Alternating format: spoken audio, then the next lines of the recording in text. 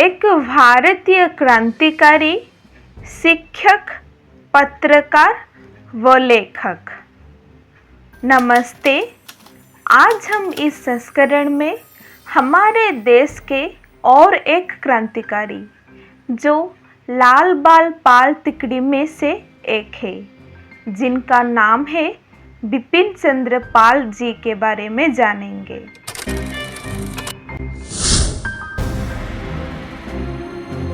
बिपिन चंद्र पाल एक भारतीय क्रांतिकारी, शिक्षक, पत्रकार और लेखक थे। पाल उन महान विभूतियों में शामिल है जिन्होंने भारत के स्वतंत्रता आंदोलन की बुनियाद तैयार करने में प्रमुख भूमिका निभाई। वे मशहूर लाल बाल पाल तथा लाला लाजपत राय, बाल गंगाधर तिलक एवं बिपिन चंद्र पाल तिकड़ी का हिस्सा थे। इस तिकड़ी ने अपने तीखे प्रहार से अंग्रेजी हुकूमत की चूल्हे हिला दी थी। बिपिन चंद्र पाल राष्ट्रवादी नेता होने के साथ साथ एक शिक्षक, पत्रकार, लेखक और बेहतरीन वक्ता भी थे। उन्हें भारत में क्रांतिकारी विचारों का जनक भी माना जाता है। उन्होंने 1905 के बंगाल विभाजन के विरोध में अंग्रेजी शासन के खिलाफ आंदोलन बड़ा योगदान दिया था, जिससे बड़े पैमाने पर जनता का समर्थन भी मिला था। लाल बाल पाल की इस तिकड़ी ने महसूस किया कि विदेशी उत्पादों से देश की अर्थव्यवस्था बिगड़ रही है और लोगों का काम भी छीन रहा है। अपने गर्म विचारों के लिए मशहूर पाल ने स्वदेशी आंदोलन को बढ़ावा दिया और ब्रिटेन में तैयार उत्पादों का बहिष्कार किया। मैनचेस्टर की मिलों में बने कपड़ों से परहेज तथा औद्योगिक तथा व्यावसायिक प्रतिष्ठानों में हड़ताल आदि हथियारों से ब्रिटिश हुकूमत की नींद उड़ा दी थी। राष्ट्रीय आंदोलन के शुरुआती सालों में गरम दल की महत्वपूर्ण भूमिका रही, क्योंकि इससे आंदोलन को एक नई दिशा मिली और इससे लोगों के बीच जागरूकता बढ़ी। बिपिन चंद्र पाल ने राष्ट्रीय आंदोलन के दौरान आम जनता में जागरूकता पैदा करने में अहम भूमिका निभाई।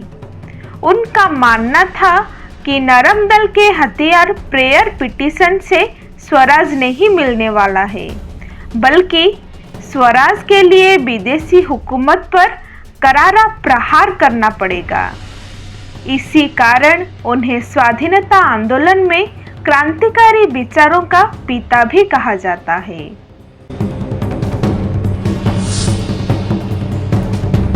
बिपिन चंद्र पाल जी का जन्म 7 नवंबर 1858 को अविभाजित भारत के हबीबगंज जिले में, जो कि अब बांग्लादेश में स्थित है, पोइल नामक गांव में एक संपन्न घर में हुआ था। उनके पिता रामचंद्र पाल एक पारसी विद्वान और छोटे जमींदार थे। उन्होंने चर्च मिशन सोसाइटी कॉलेज, जो कि अब Saint Paul's Cathedral Mission College के नाम से जाना जाता है, में अध्ययन किया और बाद में उस कॉलेज में पढ़ाया भी। यह कॉलेज कलकत्ता यूनिवर्सिटी से संबद्ध था।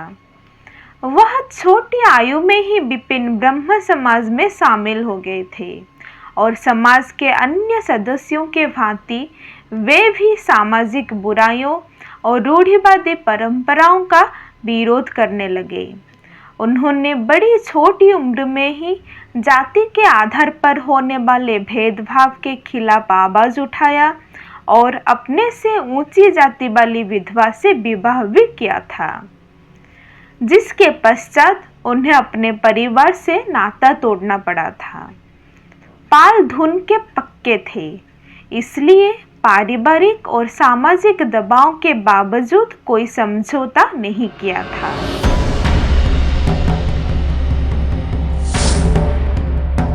सन 1886 में वो कांग्रेस पार्टी में शामिल हो गए। सन 1887 में कांग्रेस के मद्रास सत्र में उन्होंने अंग्रेजी सरकार द्वारा लागू किए गए शस्त्र अधिनियम तत्काल हटाने की मांग की, क्योंकि यह अधिनियम भेदभावपूर्ण था। वे मशहूर लाल बाल पाल तिकड़ी का हिस्सा थे। इन तीनों ने क्रांतिकारी भावनाओं को हवा दी और खुद भी क्रांतिकारी गतिविधियों में भाग लिया। पाल और अरविंद घोष ने एक ऐसे राष्ट्रवाद का प्रवर्तन किया जिसके आदर्श थे पूर्ण स्वराज, स्वदेशी, विदेशी वस्तुओं का बहिष्कार और राष्ट्रीय शिक्षा। बिपिन चंद्र पाल ने स्वदेशी विदेशी वस्तुओं का बहिष्कार और राष्ट्रीय शिक्षा जैसे कार्यक्रमों के माध्यम से राष्ट्रीय आंदोलन को आगे बढ़ाया। उनका मानना था कि ऐसा करने से गरीबी और बेरोजगारी दूर होगी। अंग्रेजी हुकूमत में उनको बिल्कुल भी विश्वास नहीं था और उनका मानना था कि विनती और असहयोग जैसे हथियारों से विदेशी ताकत को पराजित नहीं किया जा सकता। इसी कारण गांधी जी के साथ उनका वैचारिक मतभेद था। अपने जीवन के अंतिम कुछ सालों में वे कांग्रेस से अलग हो गए थे। पाल ने क्रांतिकारी पत्रिका वंदे मातरम की स्थापना भी की थी। तिलक की गिरफ्तारी और स्वदेश आंदोलन के बाद अंग्रेजी की दमनकारी नीति के बाद वे इंग्लैंड चले गए। वहां जाकर वे क्रांतिकारी धारा वाले इंडिया हाउस, जिसकी स्थापना श्यामजी कृष्ण वर्मा ने की थी, से जुड़ गए और स्वराज पत्रिका का प्रकाशन प्रारंभ किया। जब क्रांतिकारी मदन लाल ठिंगरा ने सन 1909 में करजन वायली की हत्या कर दी, तब स्वराज का प्रकाशन बंद कर दिया गया और लंदन में उन्हें बहुत परेशानियों का सामना करना पड़ा। इस घटना के बाद बिपिन चंद्र पाल ने अपने आप को उग्र विचारधारा से अलग कर लिया। वंदे मातरम राजद्रोह मामले में उन्होंने अरविंद घोष के खिलाफ गवाही देने से इनकार कर दिया, जिसके कारण उन्हें 6 महीने की सजा हुई।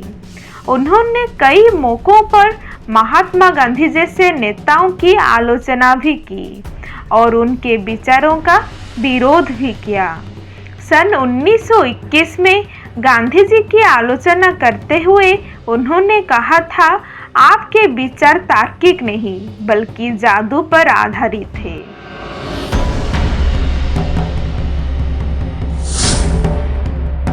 क्रांतिकारी के साथ साथ बिपिन जी एक कुशल लेखक और संपादक भी थे।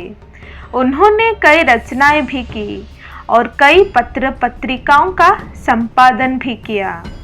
उनके रचना जैसे Indian nationalism, nationality and empire, Swaraj and the present situation, the basis of reform, the soul of India, the new spirit, studies in Hinduism, queen Victoria biography, और पत्र पत्रिकाओं जैसे Paridarshak, Bengal public opinion, Lahore Tribune, the new India, the independent India, Vande Mataram, Swaraj, the Hindu review, the democrat Bengali.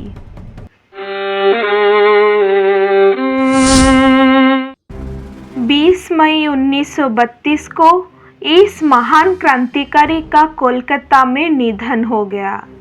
वे लगभग 1922 के आसपास राजनीति से अलग हो गए थे और अपनी मृत्यु तक अलग ही रहे थे। अरविंद घोष ने पाल जी को राष्ट्रवाद के सबसे शक्तिशाली पैगंबरों में से एक कहा था। धन्यवाद।